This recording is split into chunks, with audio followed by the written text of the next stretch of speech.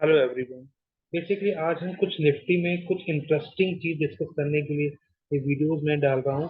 क्योंकि अब इस वीक निफ्टी के लिए बहुत इंपॉर्टेंट है और आगे आने वाले 2-3 वीक्स बहुत ज़्यादा इंपॉर्टेंट है निफ्टी के लिए। तो आप ये भी समझ सकते हैं कि वीकली एनालिसिस है निफ्टी का। बट उसके लिए समझने वाली बात इंपॉर्टेंट ये है कि मार्केट जिस जगह पर स्टैंड कर रहा है, जिस जगह पर वो स्टैंड कर रहा है, वो बहुत ही क्रूशियल लेवल है। क्यों क्रूशियल लेवल है वो मैं आज आपको बताने वाला हूँ। और सबसे इम्पोर्टेंट चीज कि मार्केट के अंदर किस तरीके से बड़े बड़े ट्रैप्स या बड़े बड़े मूव हम कैसे कैप्चर कर सकते हैं, वो भी मैं आपको यहाँ पर बताऊंगा। ठीक है। तो इस ये वीडियो बहुत इंपॉर्टेंट है आने वाले टाइम निफ्टी के लिए, क्योंकि यहाँ से इस एरिया से निफ्टी बहुत बड़ा ब्रेकआउट दे सकता है अपसाइड की तरफ या डाउन साइड। ठीक है, उस पर भी हम डिस्कस करेंगे कि किस तरफ की प्रोबेबिलिटी ज्यादा है और किस तरफ की प्रोबेबिलिटी कम है।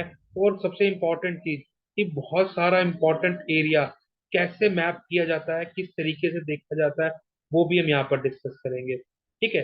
सबसे पहले मैं जो डिमांड सप्लाई पे बात करता हूँ हम उसी पे बात करेंगे। कहीं ना कहीं ये एक वीकली चार्ट है। वीकली चार्ट पे आप देख रहे होंगे ये एक सप्लाई है जो कहीं ना कहीं इससे और इससे टेस्टेड है।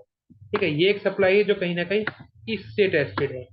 ये जो सप्लाई है ये कहीं ना कहीं इससे और इससे टच, और उसके बाद हमें यहाँ पे एक ब्रेकआउट मिला। और ब्रेकआउट मिला कहीं ना कहीं ब्रेकआउट मिलने के बाद एक रीटेस्ट इस डिमांड के नियर बाई हुआ है अभी कल जहां पर क्लोजिंग आई है इस एरिया में।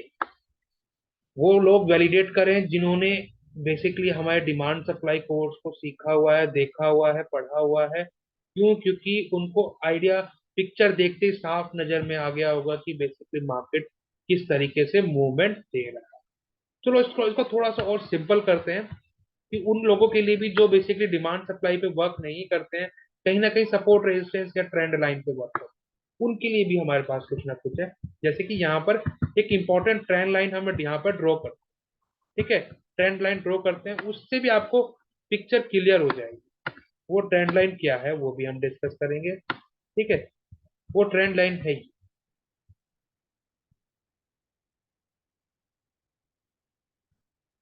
वो ट्रेंड लाइन है ये, कहीं ना कहीं। ठीक है।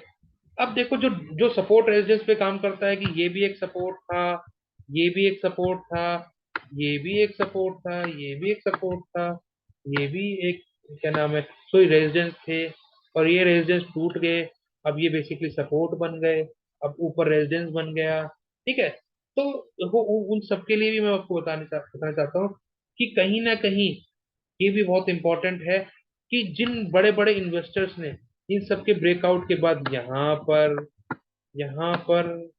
यहाँ पर बाइंग किया है, कहीं ना कहीं उनका प्रॉफिट कम हो रहा होगा। तो या तो इस एरिया में इस डिमांड पे इस प्राइस को एवरेज करेंगे और प्राइस यहाँ से ऊपर जा सकती है। कहाँ तक? इस एरिया तक तो जाएगी जाएगी करो, और नहीं तो वो इसको 20,000 तक की ले जाने की कोशिश करेंगे।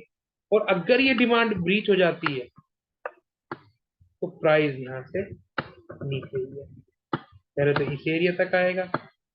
और नहीं, इसको रोकने के लिए सिर्फ एक यही चीज है जो इसको रोक सकती है। ठीक है। देखो मैंने आपको डिमांड सप्लाई के लिए साफ साफ बताया था, चार्ट नेवर लाई। मतलब इंसान झूठ बोल सकता है पर चार्ट झूठ नहीं बोलता। ये मैं आपको पहले की हर बार यही बात बोलता हुआ आ रहा हूँ कि चार्ट झूठ नहीं बोलता। देखो मार्केट के अंदर अभी क्या चल रहा है कि कहीं ना कहीं जो यहाँ पर बाइंग थी, यहाँ पर बड़े बड़े इन्वेस्टर कुछ ना कुछ तो रोल प्ले करेंगे। कुछ ना कुछ तो रोल ऐसा प्ले करेंगे जिसमें भी बेसिकली कहीं ना कहीं हमें एक बहुत बड़ा मूव देखने को मिलता है। देखो अगर मार्केट को यहाँ से गिरना है बहुत बड़े मूव के लिए, तो आप इस बात को समझिए कि ये एरिया ब्रीच होना इम्पोर्टेंट है। ये एरिया ब्रीच होना इम्पोर्टेंट है, चाहे वो धीरे धीरे ब्रीच हो, चाहे वो तेजी से ब्रीच हो। ठीक है। तो ये एरिया इंपॉर्टेंट है। और अगर ये इस वीक के अंदर मार्केट थोड़ी साइडवेज रहती है तो मैं कोई ज्यादा आश्चर्यजनक नहीं कहूंगा कि मार्केट यहीं पे मान लो एक वीक बनाई नीचे तक और यहाँ पे आके क्लोजिंग दे दी। ठीक है। या फिर थोड़ी सी ऊपर खुली और यहाँ पे आके क्लोजिंग दे दी, फिर थोड़ी सी नीचे गई यहाँ पे आके क्लोजिंग दे दी।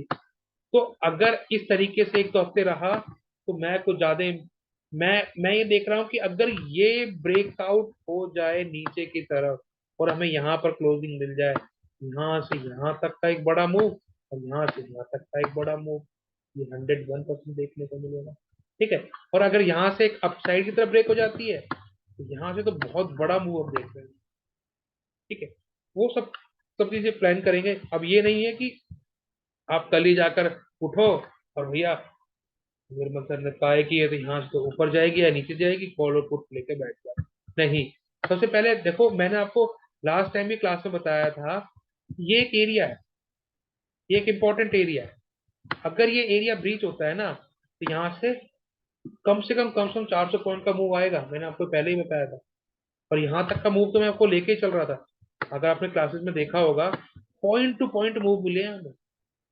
मुझे 2 से 3 दिन के अंदर जो हम डिस्कस कर रहे थे, तो मैं लास्ट वीक भी डिस्कस किया था कि ये अगर 18,000 को ब्रेक करता है तो हम बेसिकली 18,200 तक तो, 18,000 17,800 तक तो ये आएगा ही।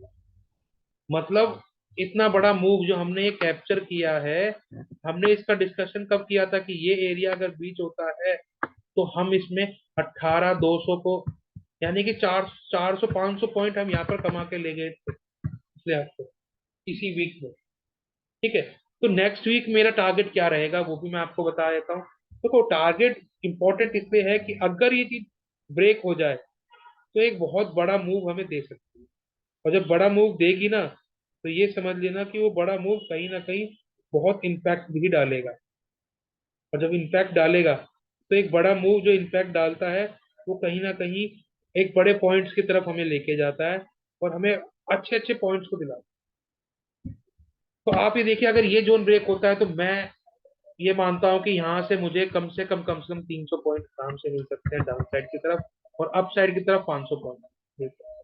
ठीक है, ठीक है, अगर मान लीजिए मार्केट यहाँ से ऊपर जाता है तो मैं मार्केट में 18,500 से 18,600 तक का टारगेट देख रहा हूँ। ठीक है, 18,600 तक का टारगेट देख रहा हूँ अप साइड में, और डाउन साइड में देख रहा हूँ तो मैं 17,000 तक।